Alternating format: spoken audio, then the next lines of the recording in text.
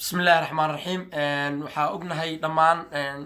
in caawa ay jirto ciyaarta Europa League oo ugu adag taasoo dhexmarayso laba koox oo Ingiriis ah oo waliba ka dhisan hal magaalo London ah marka ciyaartan markii la falanqeeyay waxoogaa yar waxaan rabaa falanqeyn yar oo ciyaarta ka horreysay inaan ka soo dhacno intaas ciyaarta soo gelin waxaan jeclahay inay soo geli doonto 10ka fiidnimo ama maxaa la lahaa 4 saac habeenimo saa u taqaanid marka waxaan isdhihi lahaa ciyaarta marka gudaheeda u galo wax yar labadan koox laba koox oo aad u kala awood badan ma aha waxa way laba koox oo awoodooda ay iska meel dhaxaad tahay waa iska maalin dhaafa maalin Chelsea way sheeneynaysaa ciyaar la yaabo ciyaartooyda hore sheeneynaya maalmo way ka taalaa difaaca khaladaada ka jira Arsenal sidoo kale labadan nin hore si fiican ay u sheeneynayaan maalmaan Ozil si fiican u sheeneynaa kadib hadana gadaala problem ka jira Mustafi meeshan marka waxa la dhahaa la kooxaha soo kale maalin dhaaf garantiya ciyaar ah ama ciyaar la hubo la isku haleyn kara ma wataan markaas waxa aad u adag saadaalintooda labadan koox in la saadaaliyo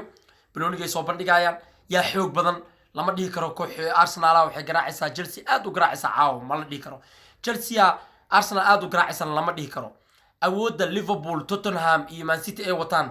ma wataan kooxahan kale Arsenal iyo Chelsea iyo Manchester marka taas waxay keentay in loogu magacaabo second best team inay yihiin tiimamka heerka labaad ah markii first best ay ahaan waa second best ay galisaa marka laba koox oo second best ay isku aadan laba koox oo Chelsea leh advantage leh labada dhinacba koox walba dhinac ku fiican tahay difaacoodu ma kala fiican yahay maya